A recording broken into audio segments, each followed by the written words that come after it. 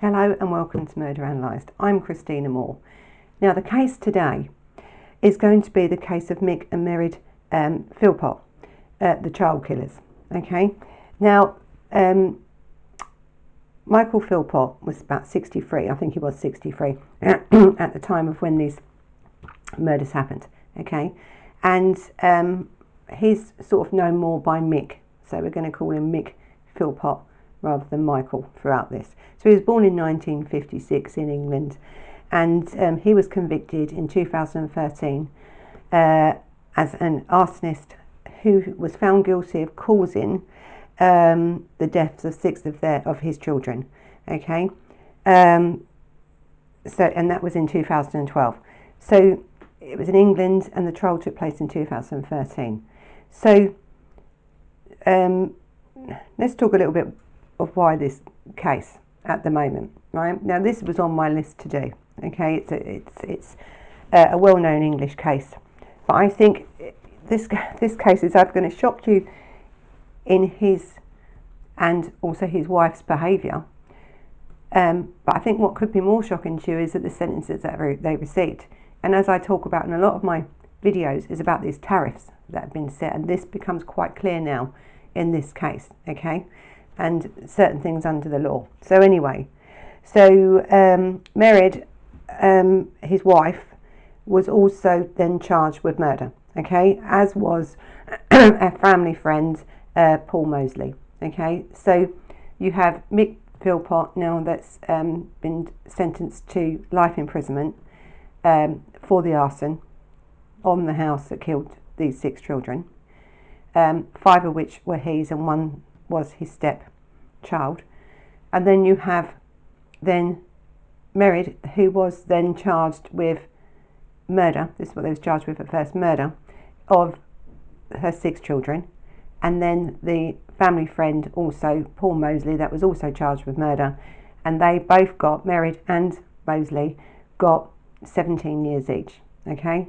Now the reason I'm doing this case now is because Mairead, who was sentenced to 17 years in 2013,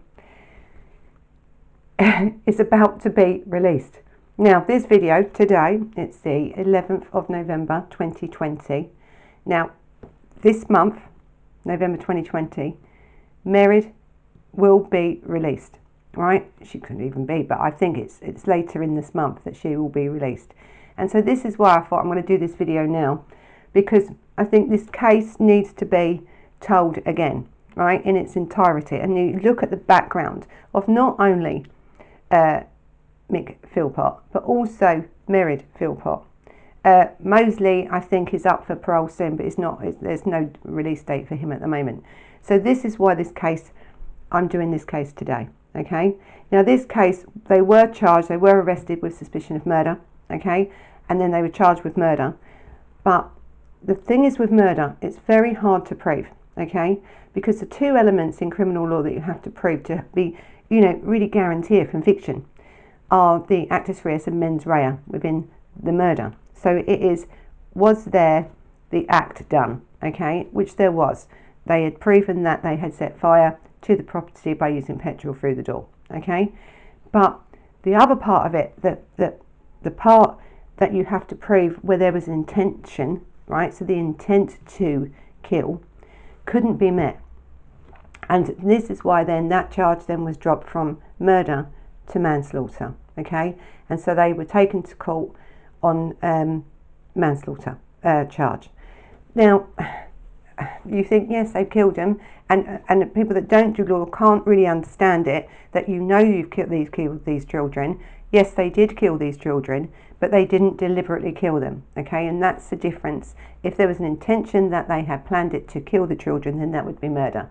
In this case, they didn't really, and you'll see why in a little while why that would happen.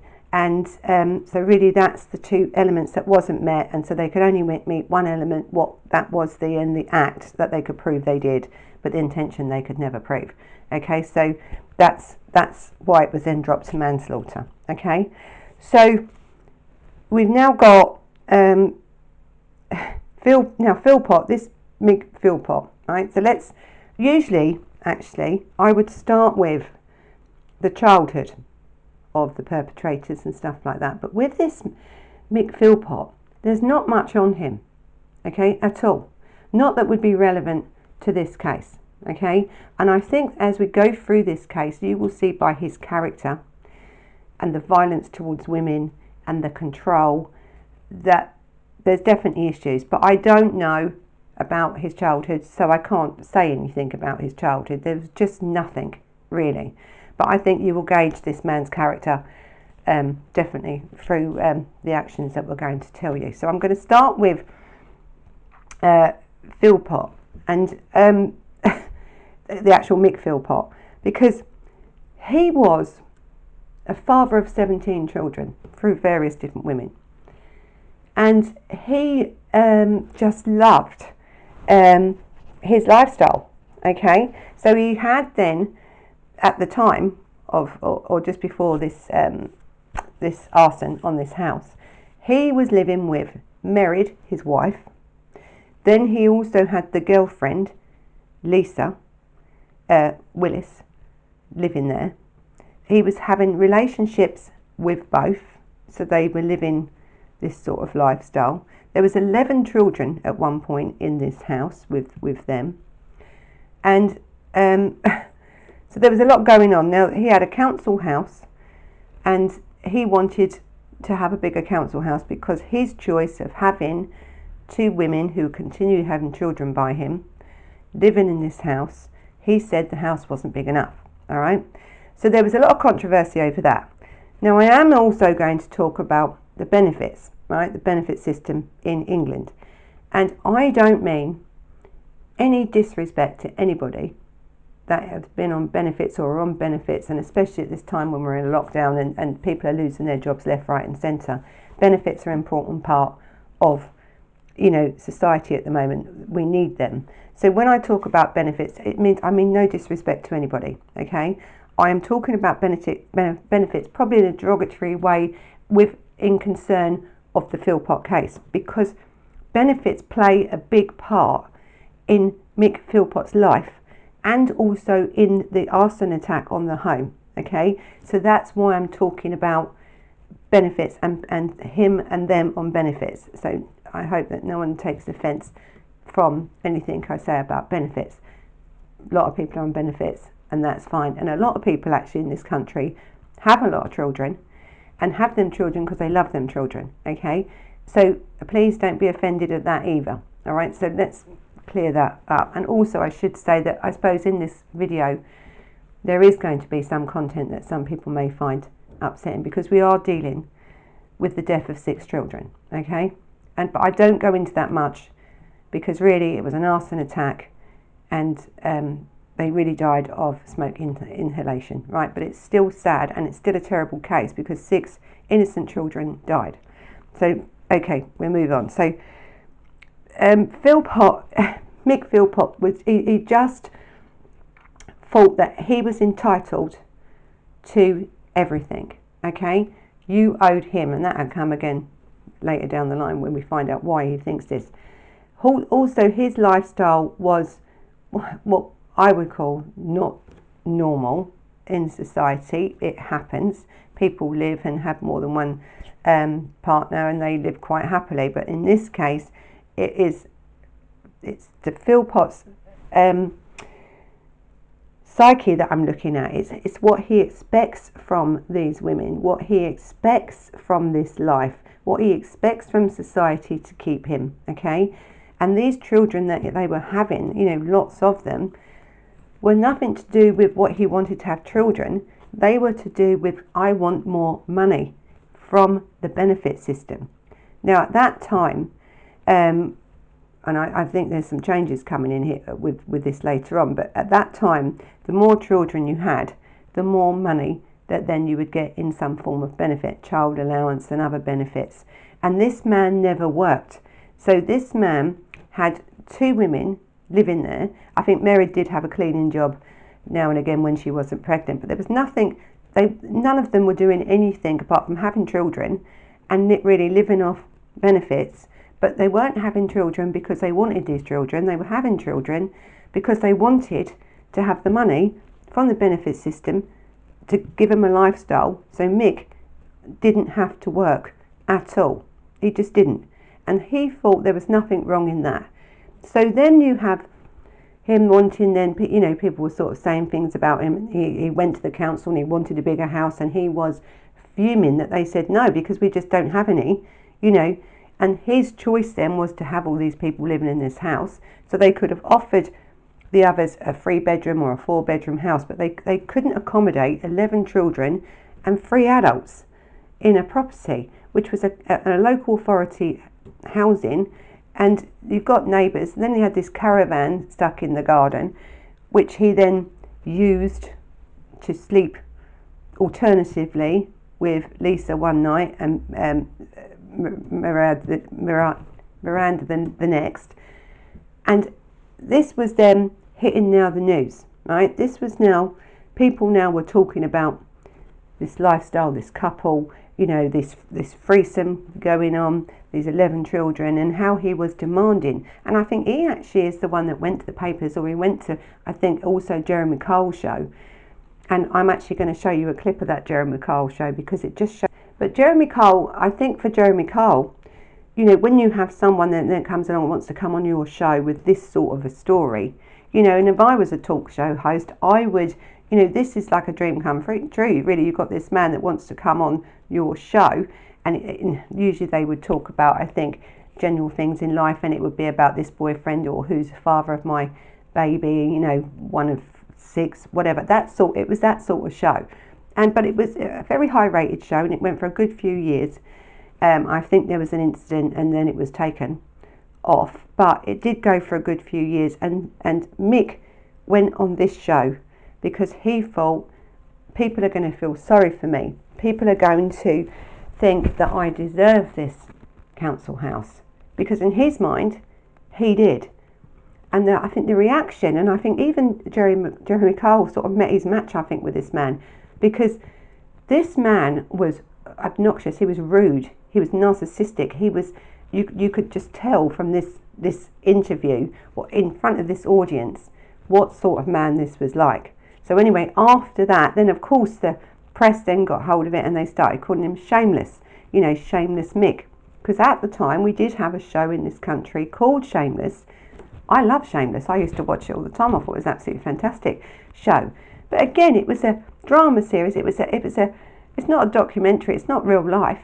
You know, it was portrayed, I think, from people in real life and that sort of thing. But it was, and I think actually now America's got it as well. So it's a really good, entertaining show. Okay, and it was shocking. You know, for people that don't live like that, you know, you think that some people do live like that. It was absolutely shocking, but it was quite a good and a good show. All right, but what then happened with this Mick after the Jeremy Cole show? Is then people started relating him to Shameless, you know, this TV show, because he was, I mean, really, there was nothing in Shameless that could have ever done anything what this man has done. But that's sort of where he thought he was then famous, and his notoriety, because any attention to Mick Philpott was good, because he loved it. He craved that. He wanted, you know, he's a narcissist. It's about me, you know. And this is so far. So have a look at this clip and see what you think.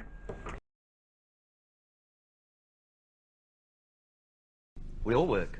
You don't work. Oh, yes, I do work. Yeah, I know your argument on this. Just give it to us. You say I look after my kids. What's wrong with a man looking after his kids other than a woman? That's correct. What is wrong with a man looking after his children? I mean, I'm old-fashioned. I believe the man should be at work, but unfortunately, because the media keeps putting this certain story in the paper, I cannot get a job. You can't get a job because of what? Criminal record. I said, you do, Why mate. are you so I will defensive? Because when it comes to my kids, I'm very, I've very just defensive. complimented your kids. After I had a go at you.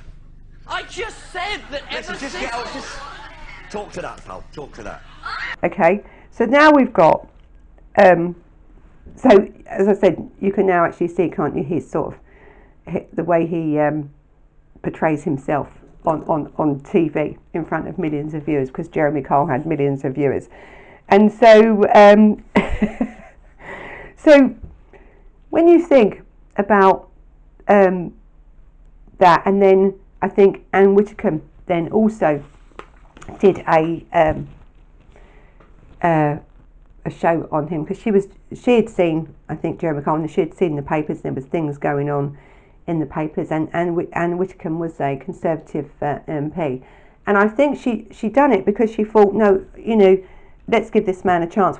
I'll find him jobs, and I think she did find him jobs. She found him 3 jobs, and one of them was like a barrel maker and everything. So he had work, right? He could have gone to work. She really put herself out to get this man work, and I don't know why, because when you watch the clip of him with her, he is so aggressive, and he came across so aggressive, especially to women. And Anne Whitcomb was at the time was an older lady, and you know, I was fearful for her, actually. Even now watching it, I just thought, oh my God, this man at any point could have hurt this woman. And so have a look at that clip and then again, it shows you this man's character towards women, okay, and his lifestyle. Also, though, I think what comes across with Mick Philpott is that he was an aggressive man. And now when we sort of look back at his background, you know, he was really aggressive, and that shows. Effectively, he kept a wife and a mistress. He had 1 child by each every year, pretty well. Living in a 3-bedroom council house, he was campaigning for a larger house. He seemed to think it was an opportunity for him to make the case to get a bigger house. This is the caravan. This is the caravan, look, where you'll be sleeping. As a sort of spare room, yeah? Yeah. But the presenter of the programme had other ideas. As soon as I started pressing him on work on the morality of deliberately living on everybody else, he started to get very knocked indeed. Why don't you go out and work? Right, just shut your gob and listen. Go out and work. I am working. Get a job. I'm looking after my kids. Get a job. Got very angry, and there was a point when he moved suddenly, and I really thought he was going to hit me. And I flinched back. I thought, this is it. You're a coward. Let's do as a coward. Move it. I mean, I'd been slightly worried throughout the whole programme that he might actually get physically aggressive. But I really thought that was the moment. It didn't happen. He had control. He knew when to be careful. He knew the cameras were there. So now let's look. We'll go right back, I think, to July 1978. Okay. Now, at the age of 21, Philpott attempted to murder Kim Hill. Now, Kim, this was his girlfriend of 2 years. Their relationship began when she was 15, because don't forget, this man likes them young, right? He likes to groom them into his way. So this girl was 15, and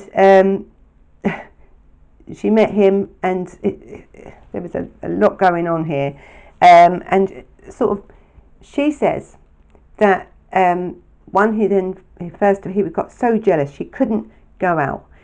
I think at them days he did work, and then he didn't go to work because he wanted to know what she was doing, where she was, what she was wearing and stuff. So there was a lot going on here in this relationship. You've got this young girl of 15 and this man of 21 who is already showing signs of real bad violence towards this young girl. So then one night, I think he shot her in the groin. I think because her clothes or something were too short, and he shot her in the groin with a crossbow. So that was sort of one. And I think, don't forget, she's 15. This man is not easy to get rid of. Actually, is not easy to get rid of at all. Very difficult. And then I think because she had a dress too short. So the mentality here, it's starting to get. But this now gets worse. Right? He's then punched her. He's broke her. He's punched in the jaw. He's broke her fingers. He's took a hammer to her knee. He's done lots of stuff to this girl, right? Because it's just because she didn't do as she was told, or she wasn't wearing what she was meant to wear, or she was attracted, or men were attracted to her in another way, but that was her fault, okay? Because a man may be attracted to you. So he liked to keep these people pregnant, under the thumb, you know, this sort of thing. This is this man's mentality. So so when she was babysitting for someone, a young child, Philpott went mad because she was spending too much attention with the child. Now, this wasn't their child. I don't think she having children with him, but it wasn't their child. It was child that she was babysitting for. I mean, he beat this girl terribly, you know, for that, for showing a child more attention than she was showing him. But you're looking after this child. So she explains about Philpott and his way with her, and she tried a lot to get away from him, and she did get away from him in the end. And she, I think Philpott had left some records at her property, so she took them back to the house, and he told her, this is not over, all right? And I think she thought, oh, he's gone, you know, thank God, I've got rid of him, I've got to give him all his stuff, I'm done, even though he's threatening me, you know, what else can he do to me? He's you know, he's battered me for months, and she sort of went home, and I don't think she thought too much of it. She thought it was just a threat. So that night, about 12 o'clock, her dad was on night duty, and her mum were in her property. They were in bed. So she was in bed, but what they didn't know was that Mick Philpott had broke in to the house, sat downstairs for a while, really contemplating what he's going to do. So he got one of the dad's knives. I think it wasn't even a kitchen knife. I think the dad had a knife or something, you know, but it was a knife that he found in the property. So he didn't bring the knife to the property. And he went upstairs to Kim's room, and he started stabbing and stabbing and stabbing her, right? Stabbing her that much that the mother could hear this. And then the mother then has come in, so Kim's mother has now come in to try and stop this going on. And then she is stabbed, and as she's running away from Philpott, he stabbed her 11 times in the back, all right? Then he hasn't finished them with Kim, because he's now going to finish the job. So he's gone in to Kim's room again and stabbed her again, and then tried to slice her stomach open, right, to gut her. The neighbours have heard a lot going on and called the police, and the police turn up, and you've got then Mick Philpott sitting on the stairs and literally said to the ambulance drivers, she's a goner, I've done a good job on her, meaning she's dead. Now, Kim did die twice in the ambulance on the way to hospital, but luckily she survived, and so did the mother survive. Now, it's a traumatic experience, okay? So what happens then? So they didn't die, but they were so injured. I think Kim was stabbed 27 times and the mother was stabbed 11 times by a man that sat there and told the ambulance drivers, she's a goner, meaning I've done a good, and he said it, I've done a good job on her, meaning the intention there was to kill, all right? So he wasn't, because then she didn't die, they charged him with attempted murder and of grievous bodily harm and intent against the mother. So yeah, grievous bodily harm with intent, section 18, holds quite a large sentence. You know, 15, 18 years, it can hold just as much sentence as a murder charge. This man, though, in this case, 1978, in December 1978, went to prison for 7 years. I know, I mean, you know, I'm terrible with sentences, and I, you know, doing the law, it's the sentences that get me. So where's the deterrent here? Well, you know, what's deterring this man from carrying on? Because he didn't do 7 years, did he? He done about 3 years, 4 months, and he's out, right? But for Kim and her mother, that then is over. And luckily they both survived and they've moved on with their life, and good luck to them. So then he's out, right? He done 3 years and 2 months he done. So he's out for stabbing someone 27 times and then the mother 11 times. This man is out.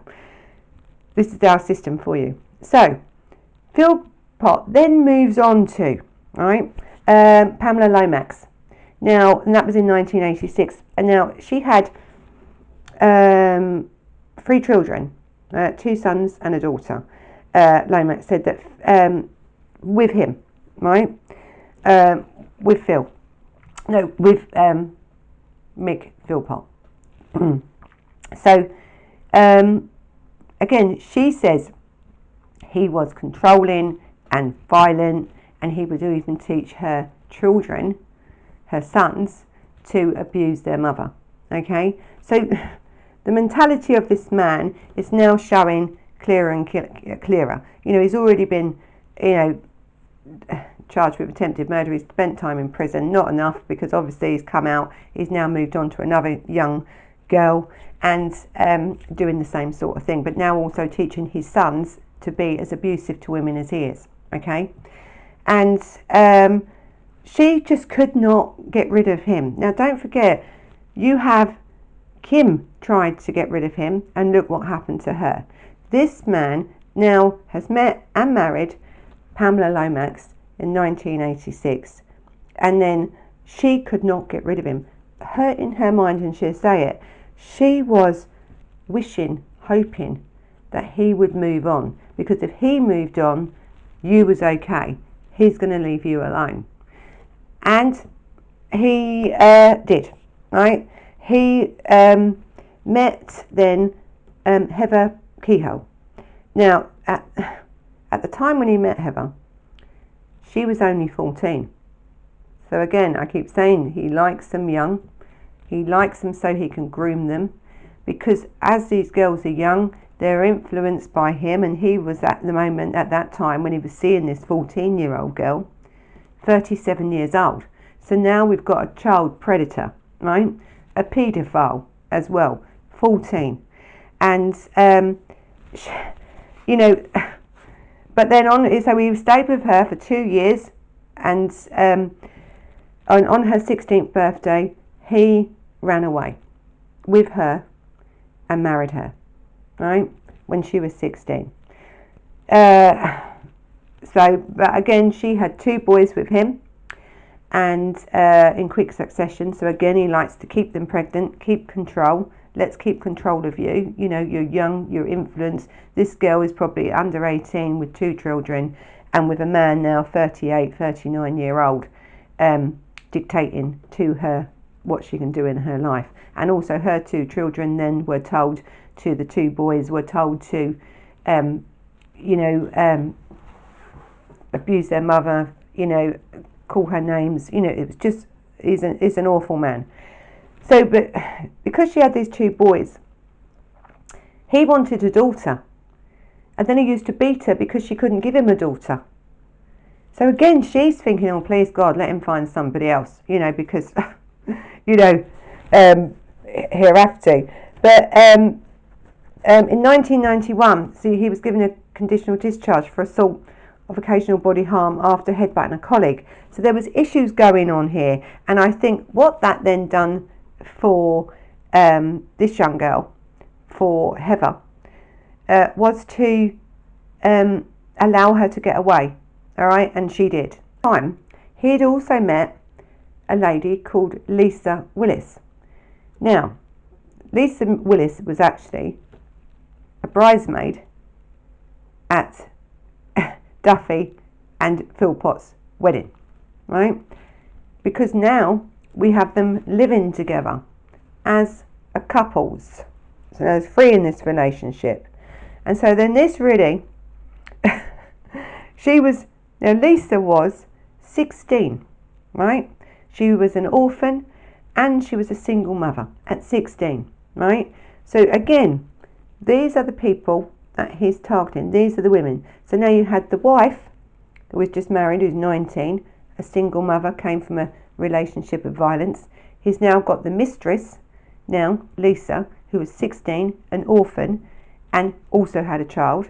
And now he's moved them all into this house, right? And they're now all living together. And I would say not happily either. Now, it's not for me or anyone else to say how people run their lives, okay? But I think what society found troubling about this man was, and this situation, is because these girls then continue to have babies. As I said, don't forget, he's got the caravan in the garden, well, in the driveway, right outside the front door, and he'd come out of his front door, open up his, and you'll see it on Anne Widdecombe's, you've seen it on Anne Widdecombe's clip. But, you know, and he would sleep with one night and then sleep with the other on the night. By this time, you have 11 children now, and these pair living in this house, all right? So what changes, right? As far as Mick Philpott's concerned, his life's perfect, isn't it? He's getting every benefit coming in, and the more children he has, the more benefits coming in. And I don't think it was anything about the children, it was about the money, right? He had 2 women that would dote on him left, right and centre and sleep with one night, one the other. And then none of these women had a right to say if Philpott wanted to go out and sleep with somebody else or bring somebody else home, that was also acceptable. Plus you had Mairead Philpott, the wife, and Mick Philpott going out at night dogging. Now, let's talk about dogging. Now, dogging, right? Listen, these are consensual adults, right? That drive around and then they park up in woods or wherever, or walk around in woods and then sleep with each other, okay? And then people would watch. So this is also their lifestyle. Again, Mairead. This was Mairead's lifestyle and Mick's lifestyle, right? Going on at this time. So now you've got all these children, and then this is what's going on at night, okay? No one's working here. People are living off the benefit system. Now he wants a bigger house to fill up with more children so he can get more benefit money. And this is what society, well, absolutely, you must say, we're pissed off, right? You know, you've got hard-working people out there that can't afford to have one child, let alone, 17 and more coming. So there was a lot then going on. So I think then we have to think about Philpotts and Lisa's relationship, because don't forget, this girl was young, right? They were both young, but Lisa was young. She was 16, this orphan, child of her own, now had about 4 children with him, right? Or 3 children, was expecting another child with him. Then you had Mairead, who already had 1, and then she had 4 children, was expecting, I think, 5 children with him, so 6 children in total. There was a lot going on in this property. But with Lisa, I think something changed in her. She grew up, really, because don't forget, this would have been a violent place, all right? It really would have been. It would have been a lifestyle that, I don't know physically whether you could have took it, and psychologically if you could have took it. So Lisa, I think, in the end decided to leave, all right, and take her children and leave. Now they was going through then this custody battle, right? Because Philpott wanted his children, because now let's think now about Philpott. 1, you have left me, how dare you? Because we know what he's done to the others people that have left him by their choice, not by his. He stabbed them and abused them and stuff. So I think for Lisa Willis, she had had enough, and that's why she left. And she was then fighting for her children, because she didn't want him to have these children. She knew that he only wanted them children for the benefit money, okay? So you had a lot going on now in this time. Plus then you had, of course, she's took the children, the benefits have been cut, the money's less, this man's never going to work. Now you've only got a standard size house, so you're never going to get a council house. Now you've only got 6 children living with you, because one of your partners has decided now to leave and take her children with her, and probably did get housed by a local authority because she was every right to. But now that stops you then getting a council house, doesn't it? And the thing is with Mick Philpott, he couldn't stand it. He couldn't stand the word no, because he is this narcissist. He is this person that, I am right, you're not going to leave me, because if you leave me, I'm going to do something to you. But what could he do to this girl, right? He was already up on charges, because there was a car incident, I think, at that time, where he'd done some road rage and stuff, so he was on that. So he had a history, so he couldn't go off and do things to her that I think he wanted to do, okay? So then this plan comes into it, right? So this night, the day before the custody hearing for the children, all of a sudden, the house then is set on fire. Now we now know that the house was set on fire by putting petrol through the door, okay, through the front door, and that petrol was put through the front door by Paul Mosley, the family friend, okay. Now, standing there with them was Mairead, the mother, and also Mick Philpott. So Mick and Mairead went then round to the conservatory and then decided to sleep there, easy exit. But all of these 6 children were upstairs in bed, because this was about 3:58 in the morning, right, a.m. So they're protected, but do you know what, I'm going to have to say it, they were so thick to think that you could put petrol through a door, which was right next to a stairs, you know, with carpets or flammable stuff, and think that anyone who was up them stairs would be able to get out. This is how stupid these people were. And they had protected themselves. They wasn't asleep upstairs in their bed. They slept in the conservatory, easy exit. So now you've got Mosley at the front door putting the petrol through. You've got these 2 in the conservatory pretending to be asleep. Quick, easy exit as the fire starts. Well, this fire started, okay? This fire then was intense. Now, the thing is, it wasn't so much the flames, okay? It was the smoke, the thick black smoke. So these children, with this smoke, it is stated, and I think the coroner stated it would have been within minutes, that the smoke inhalation that these children would have had, what they mostly dead within the first few minutes of it. It was that thick, because when you talk about carpets and you're talking about a lot of chemicals now in this smoke. It's thick black smoke, okay? And that's what killed these children. Now, 5 children died that night within minutes. One of the boys, the oldest boy, Dwayne, he lived for 3 days, okay, in a hospital, but died again of smoke inhalation 3 days later after the fire. So now we've got this pair, right, coming outside, ringing. The house is on fire, my kids are in bed. Yes, what address? 18 Victory Road. 18 West Victory Road. Arlington, Derby. The house is on 18 Victory Road and the kids are inside. Yeah, the kids are in bed. Okay. Where are you phoning from now? I'm in the garden, in the back garden. You're in the back garden. 18 Yeah, the fire. 18 Victory. What's your name? It's the kids, Mrs. Philpott. Mrs. Philpott. How many kids are in the house, Mrs. Philpott? Where are they? I'm 6 of them. The fire brigade, oh, the house is on fire, my children are upstairs, this, that and the other. They're standing there, and you've got 2 neighbours now, 2 men, and they're now trying, and there's not anything to do with these children. These are neighbours that are trying to fight back this smoke. They couldn't breathe. They risked their own life to try and get these children out. But while you had the mother and the father had set this fire deliberately, not doing anything to help these children, right? So that's why they are children killers. They are child killers. No matter what they were charged with, no matter what they were sentenced with, these are children. These are people that killed not only children, but killed their own, all 6 of them. So this makes this one of the most terrible crimes, I think, that you can imagine, okay? So then, let's think, why would he do it then?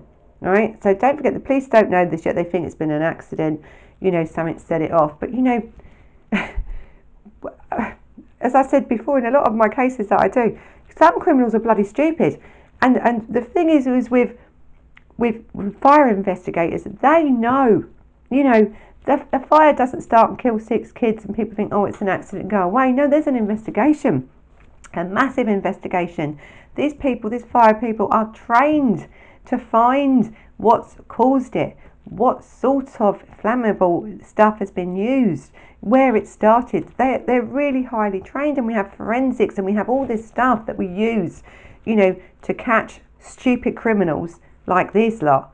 And I think, thank God, really, they're that stupid, because if they'd got away with it, it would have been awful, wouldn't it, really? So anyway, enough about my ranting. As you can see, this case really rolls me up. So anyway, the police don't know that they soon find out anyway, and the neighbours have got some suspicions because of the behaviour of Mick and Mairead, and that there's just something's just not right. But the real reason they done it, and this comes out in the end, so I may as well tell you now before we go on to the other little bits, is that remember that Lisa's now took these children away, and then the next day, right, they was in court for a custody hearing, right? Now don't forget, you know, the lifestyle here is not that a judge is going to judge you on that, okay, but he is going to judge your character on your background history, on the violence and stuff in that relationship, and whether that is a good place for these child to remain. So I don't think that Philpott or Mairead actually thought that they was going to win this case, right, this custody case. That means their money, especially Mick's money, would drop down so much. He is not going to get this new council house he so desperately wants, you know, because I want it. You said no, I want it. She's not now coming back. They're going to give her full custody of these kids. He's now got what is on his own. He's now 63. There isn't much that a 63-year-old, how's he now going to get a 19-year-old? He's not.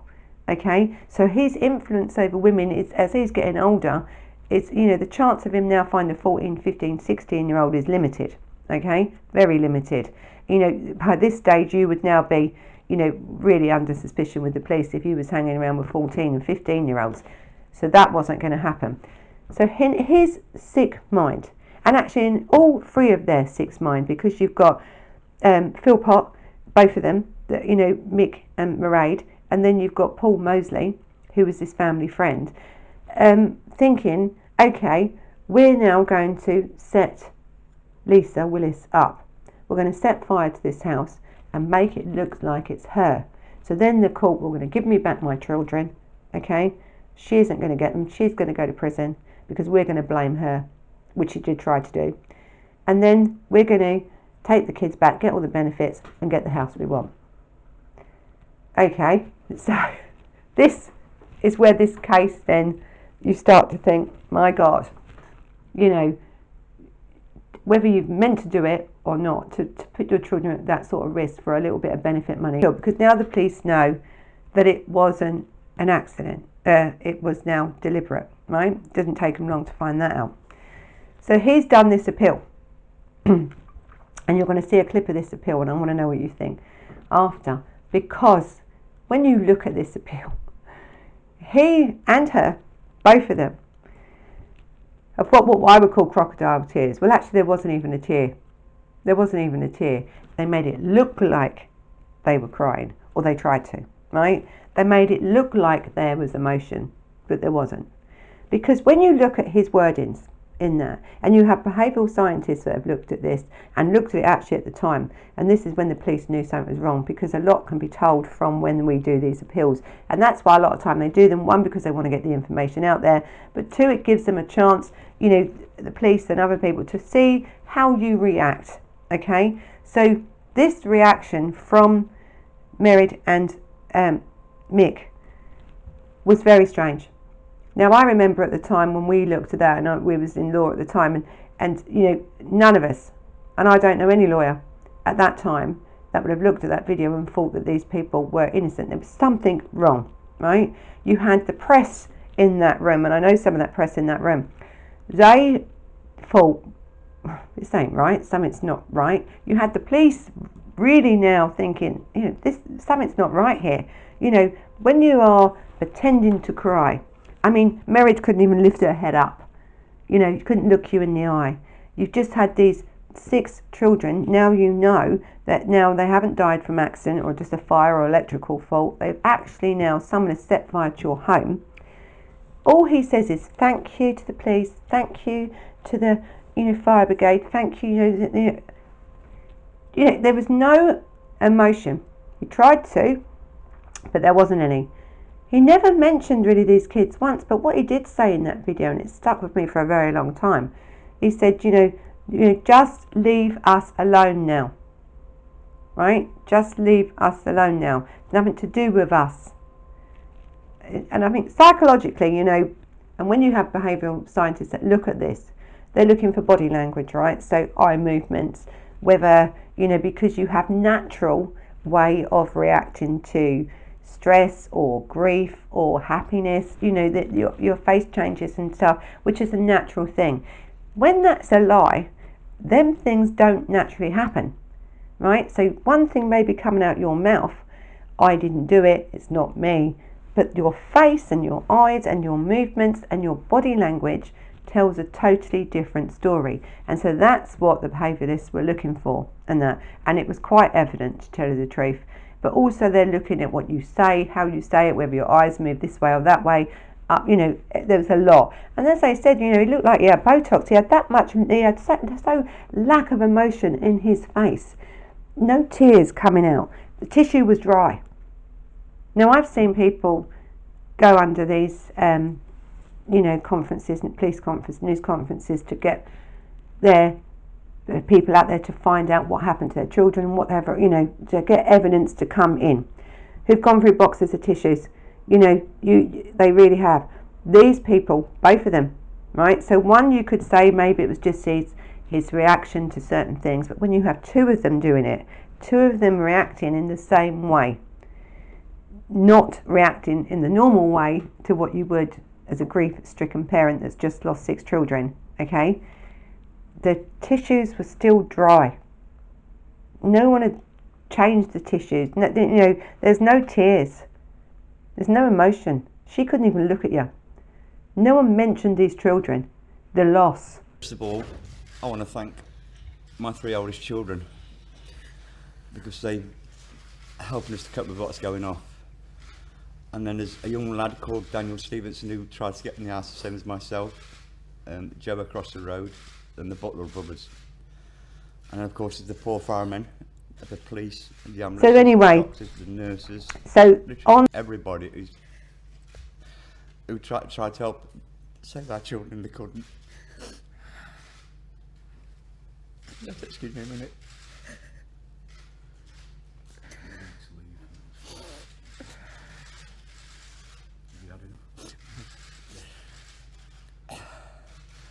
We've decided that through our son Dwayne, and unfortunately the last one to pass away, that we're going to donate his organs to save another child, which is what we want, because if you can save another child, that makes us happy. It takes a bit of the pain away, and we can't express our gratitude to everybody that's been concerned with the case, with what's been going on.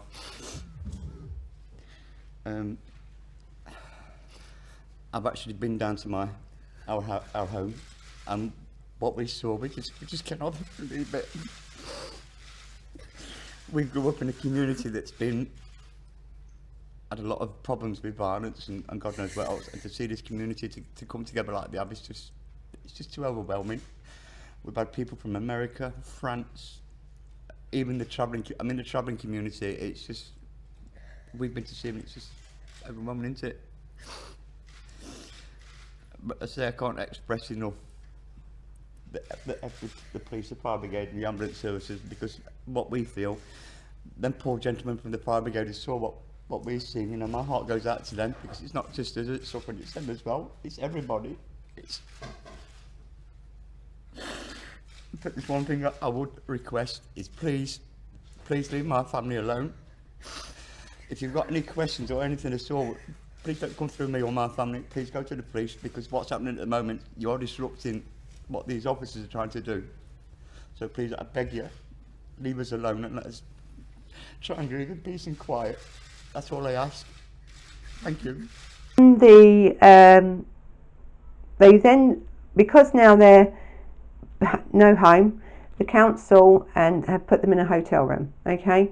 Because now there's only a couple of them. The other son that survived, Philpott's son, that survived, who wasn't there, he was at a godparent, so there was one there, and I think his name was Mick Philpott, named after the dad.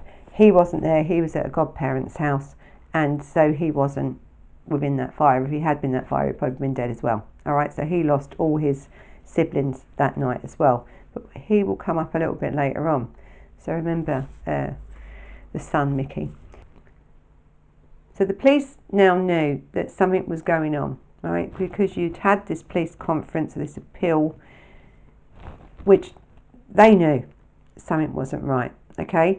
So they now knew, okay, how are we now going to prove it? So I think the evidence they found at the site was an old petrol can that was still left there. They had then taken the clothes to be of both Philpotts and also Mosley to be forensically examined, okay, so to be forensically tested for evidence. And then I think Mick and Mairead was in this hotel waiting, you know, to find out things. But the police, you see, because they thought that they had done this, needed evidence, so they got a warrant then, or an order that they could then bug the hotel, okay, and then to find out whether in their hotel on their own they're going to speak about this murder, and then they can get some evidence of that. And there was. But this tape can't be released, right, because not only did they speak about certain things about the case, and it was said on there that, you know, they won't find any evidence, they won't find this, they won't find that, but there was also a lot of sex going on at this time on this tape, all right? So, and not only sex with Mick Philpott, Mairead Philpott, but also Paul Mosley, right? Because so there was a lot on this tape, and that's why it can't be played, because there was not just that. I think in court it was played, but not, it was about the evidence that was on it was a little bit, but it was mainly sex. Now don't forget, at the same time when these people were in this hotel room having sex, you know, talking about we won't get caught, you know, hopefully, you know, there ain't enough evidence, this, that and the other. You had Dwayne dying in hospital 3 days later, and it is stated that Philpott,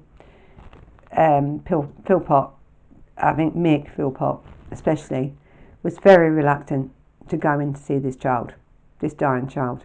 So he lasted 3 days. So in the middle of your child dying, the last one that's left out of the other 5 that's died, now this is the 6th one about to die, you're off in a hotel room having sex. Right. Also, I think what I did forget to say, and I think this is an important point, is when we talk about Mick Philpott and his attitude towards women, towards his children, was, you know, someone had to identify these children, didn't they? So who would identify them would be the father, because, you know, he likes to be the centre of attention. It's all about me, I'm going to identify my children. So he's gone in there. Now the mortuary staff said, and the police, because the police are with you when you do this, this man was calling these kids little shits, also flirting with the mortuary staff. You know, a very abnormal thing to happen, right? You know, usually you're in such grief that sex or anything else wouldn't be on your mind. Also, to then try and, you know, chat up the mortuary staff when your 6 children now are laying on slabs and you're calling them little shits.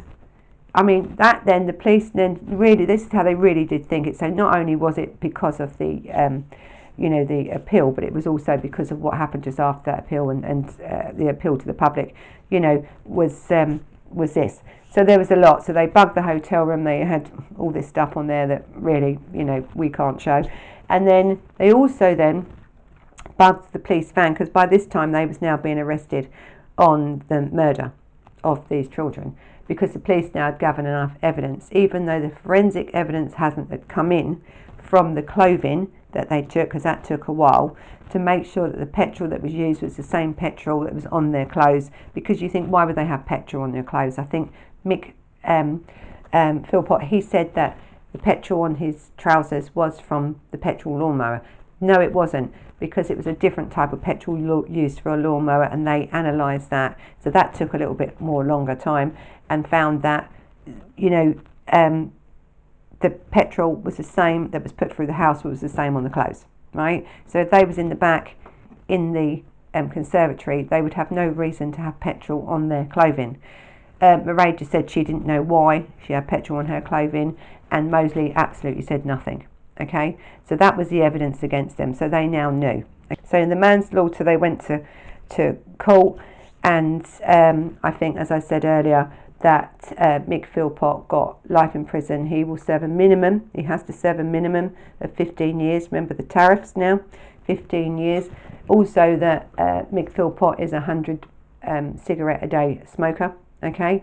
So, I mean, don't forget, this was when he was sentenced, he was like 63, 64. So he's going to do 15 years minimum, then he'd have to go through the parole process. So, you know, he's going to be older when, you know, when he gets out. But again, this man is not to be trusted, okay?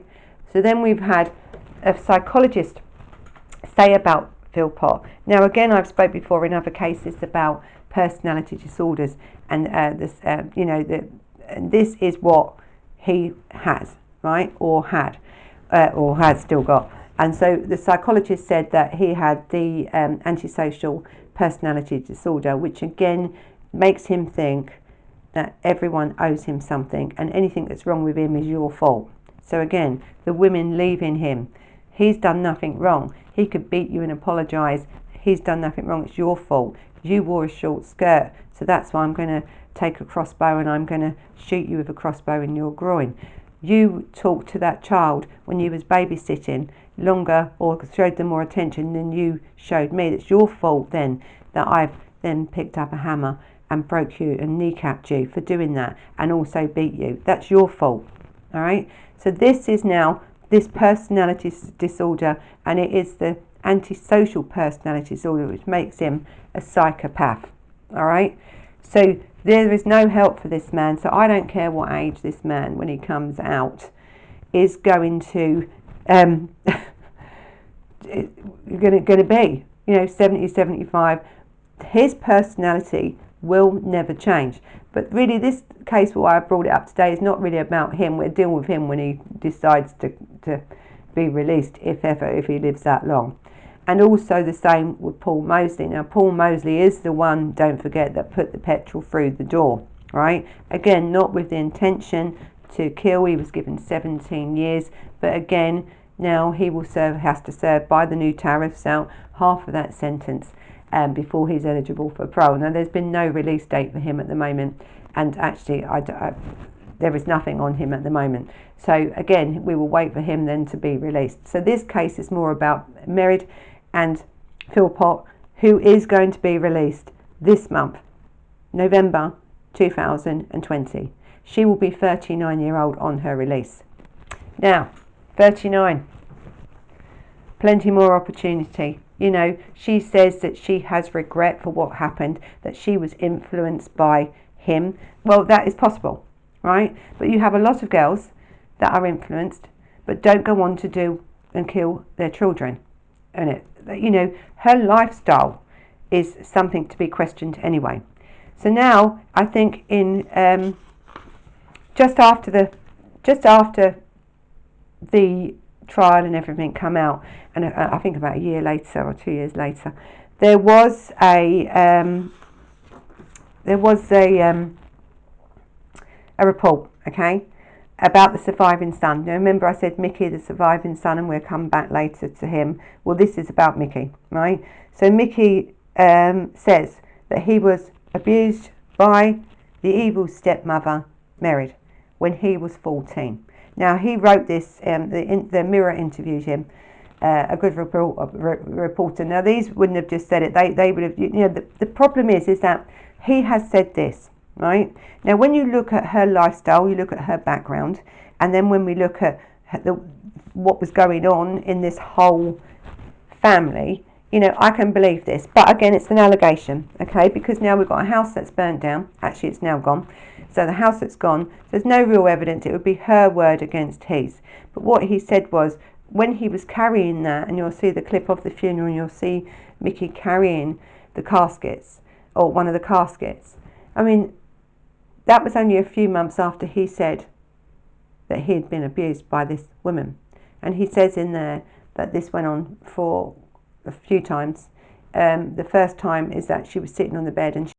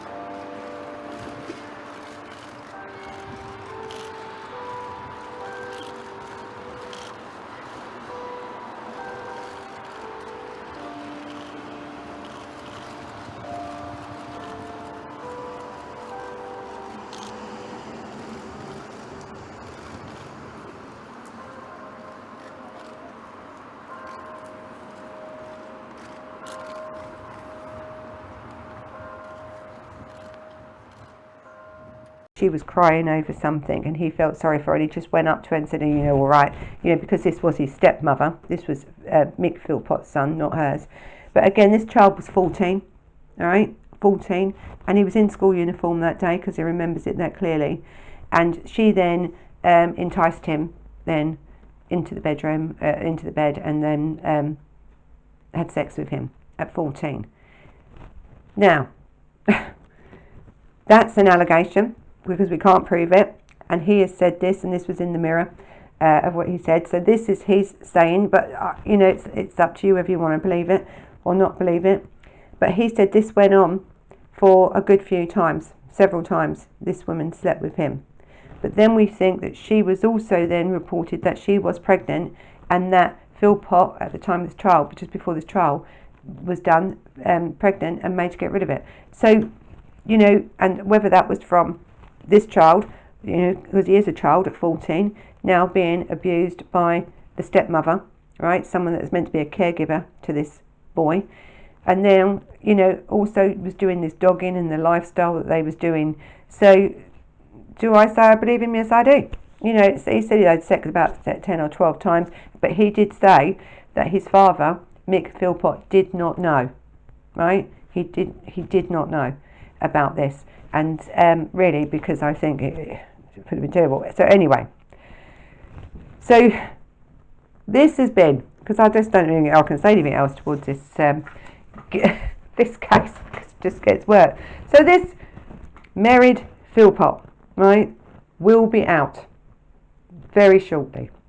And do you know what?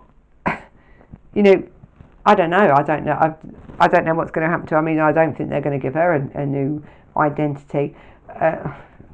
You know, I just don't. But listen, this case has been an awful case. And then the case, I think, inside the case is from the women that he abused. This man was a hater of women, right? So I suppose the only thing that we can surmise from this is that something in his childhood could have happened, but then we don't know, all right, because he had this fear of being left. So he didn't want these women to leave him. He wanted to control them.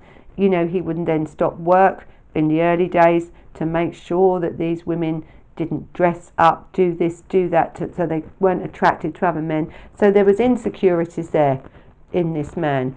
Then he was also diagnosed, I suppose, with antisocial personality disorder. And again, when you look at someone with that disorder, someone that is unmedicated like him, he was a drinker, he's a smoker, you know, God knows what this man was doing as well. You know, it was again getting out of control.